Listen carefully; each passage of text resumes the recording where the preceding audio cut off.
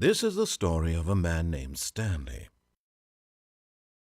If this all sounds like highbrow rumination, don't worry. Despite having plenty of commentary, the Stanley Parable is primarily concerned with providing a good time. No! A lot of video games try to answer questions, such as how to improve storytelling, evolve a genre, or create a new genre.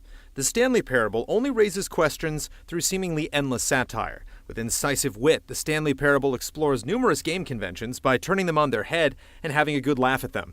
The probing never gets too heavy-handed and remains lighthearted enough that it's enjoyable even if you don't care about the subtext. Both subtle and extravagant, the Stanley Parable is a delightful experiment. When Stanley came to a set of 2 open doors, he entered the door on his left. The original Stanley Parable started as a source mod in 2011, and while this new incarnation shares similarities with its previous self, much of it has evolved or expanded. What the 2013 version does share in common is its opening, where the impeccable Kevin Brighting, who narrates practically every step of the game, provides a bit of backstory for Stanley, a complacent office worker. Stanley, this fern will be very important later in the story. Make sure you study it closely and remember it carefully. You won't want to miss anything. Stanley's life is a void of monotony. He shows up every day at his job only to receive orders through his computer monitor telling him to press certain keys at certain times. This continues until Stanley eventually shuffles home, only to repeat the same excruciating tedium day after day. He had been at his desk for nearly an hour when he realized that not one single order had arrived on the monitor for him to follow. For some reason, Stanley doesn't mind his pointless life, but rather craves it. When he arrives one morning to find everyone has disappeared and he isn't receiving orders, Stanley gets paranoid and ventures out of his office cocoon to figure out what's happened. Stanley was so bad at following directions, it's incredible he wasn't fired years ago. What comes next is a blur of surreal hilarity where the rules are always changing. The one constant is the omniscient narrator who acts as an unreliable guide. The sheer amount of things he comments on is absurd, and just when you think he's said everything there is to say, he blurts out more. It's surprising that the perpetual narration never gets tiresome, which is a credit to the game's sharp script. And here it was, the lounge. What a room, Stanley thought to himself. What a room, what a room, what a room. This is what Stanley thought. What a room. What a room, what a room. What a room. Va-va-voom. What a room.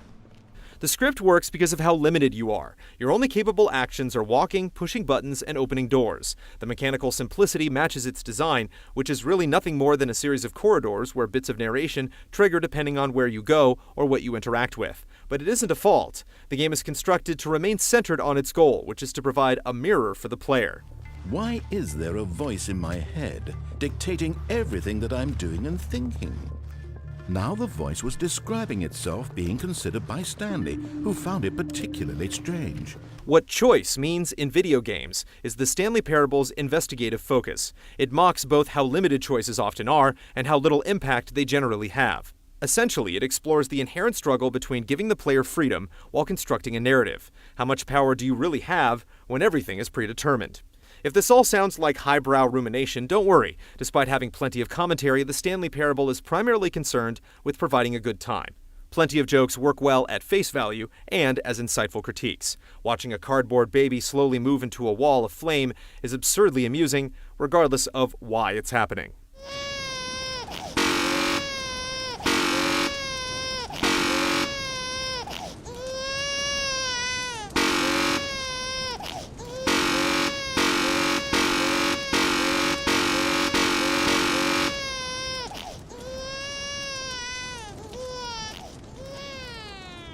You heartless bastard.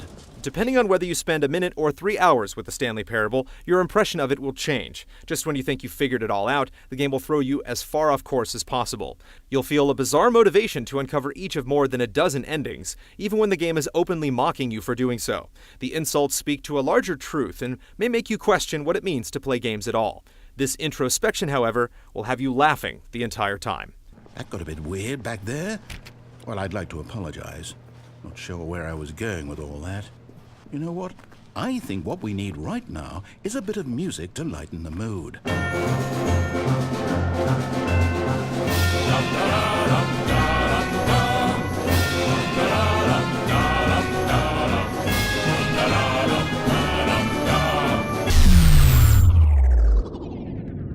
This is the story of a man named Stanley.